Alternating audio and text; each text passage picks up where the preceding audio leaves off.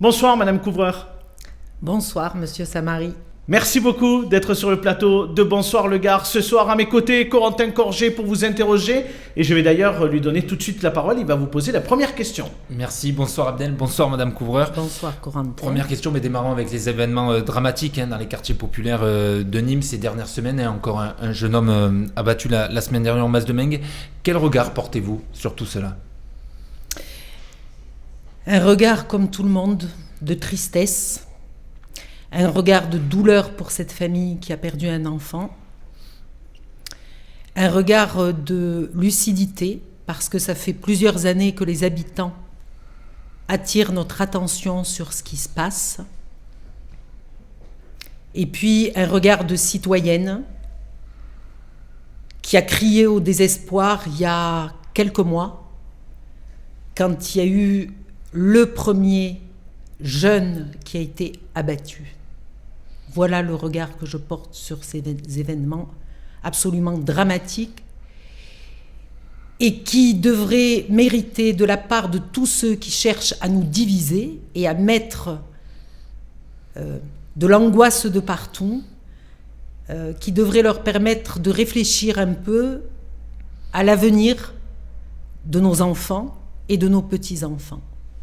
Alors vous êtes vice-présidente du conseil départemental en charge de la politique de la ville et de la jeunesse. Vous connaissez bien en plus ces quartiers parce que vous avez été élu sur le canton de Nîmes 2. Vous le disiez dans une récente interview. Vous avez fait plus d'une centaine de permanences, que ce soit au Chemin Bas ou Mas de Mengue. Vous avez rencontré les gens. Est-ce que vous avez le sentiment, durant votre mandat, pendant 6 ans, d'avoir fait le maximum, quel bilan vous portez, d'avoir aidé ces gens au quotidien pour améliorer la situation ?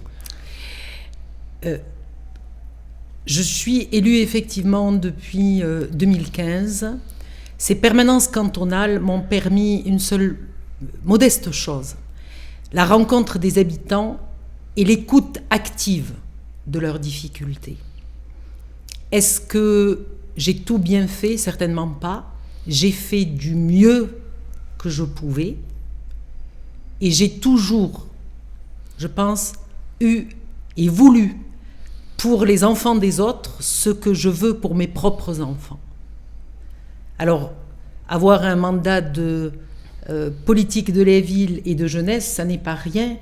La région, vous le savez, compte 105 quartiers politiques de la ville. Le département en compte 18. C'est un mandat qui m'a beaucoup appris. C'est un mandat addictif, parce que quand vous allez à la rencontre des gens, vous apprenez beaucoup du quotidien des gens. Est-ce qu'il y a un exemple que vous pouvez donner d'action concrète dont vous êtes fier d'avoir fait, qui a pu se réaliser, si vous deviez en retenir une ? Vous savez, quand on reçoit les habitants d'un canton comme celui de Nîmes 2, la principale demande, c'est une demande de logement, oui, on va en suivie parler. d'une demande d'emploi. Nous avons mis en place, au titre de la jeunesse et de la politique de la ville, plein de choses dont je suis fière. Je pense au service civique qu'on accueille au sein du département. On en a accueilli près de 250 depuis le début du mandat, et ces jeunes services civiques qui se sont engagés pour eux et pour les autres. Je pense aux appels à projets jeunes qui donnent un coup de pouce à la jeunesse de notre département.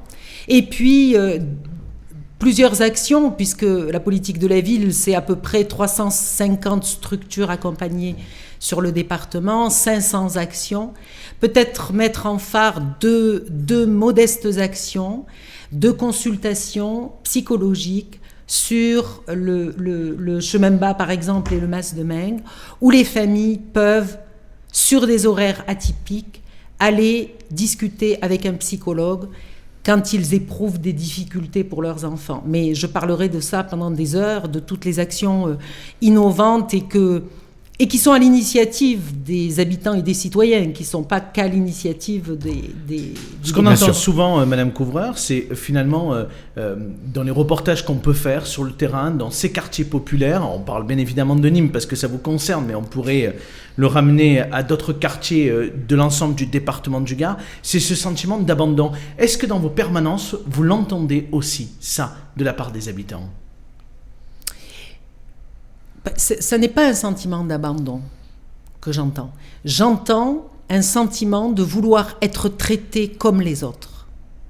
Un sentiment et une volonté de justice sociale et sur des tout petits éléments.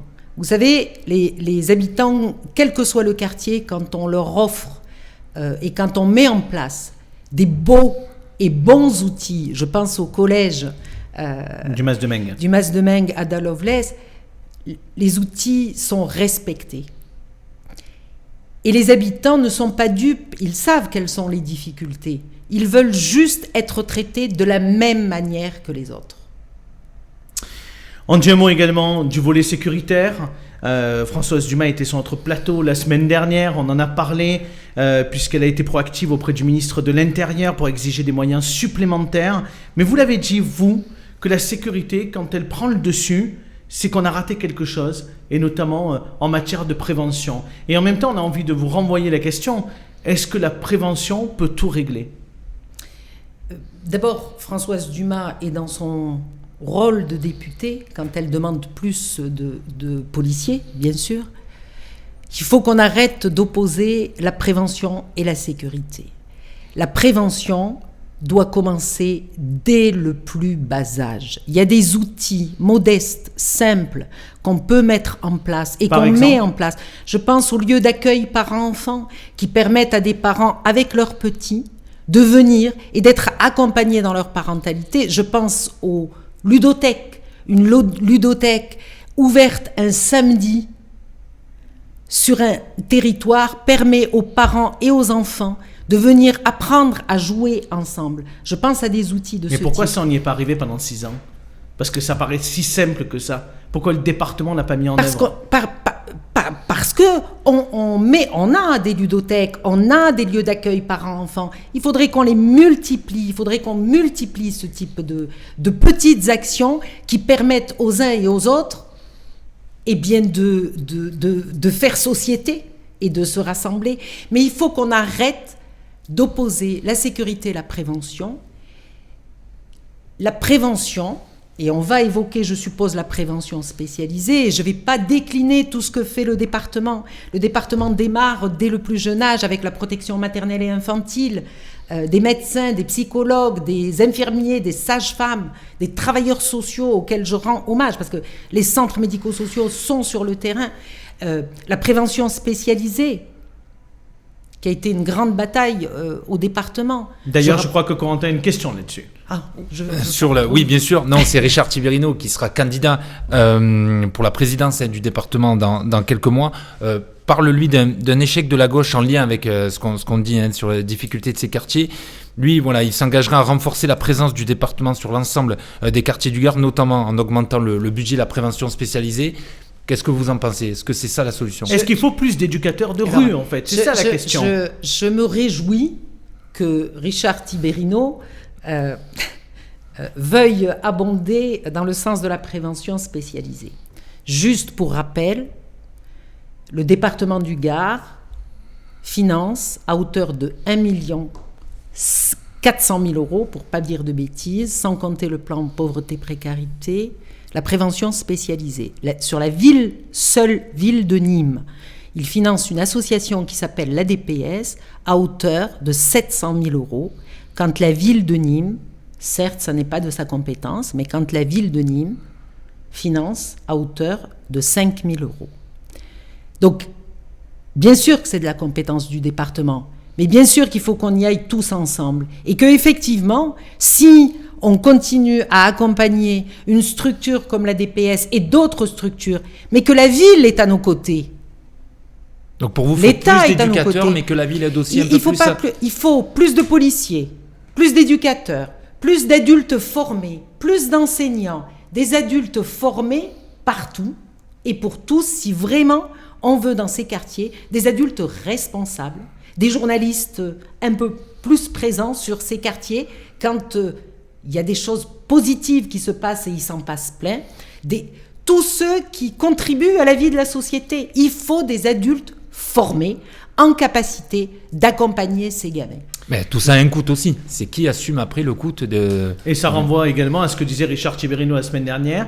Lui, en tout cas, sa volonté ou sa stratégie, c'est de reconcentrer les compétences obligatoires du département et d'arrêter de se disperser. Je n'ai absolument pas le sentiment qu'au département, on se disperse.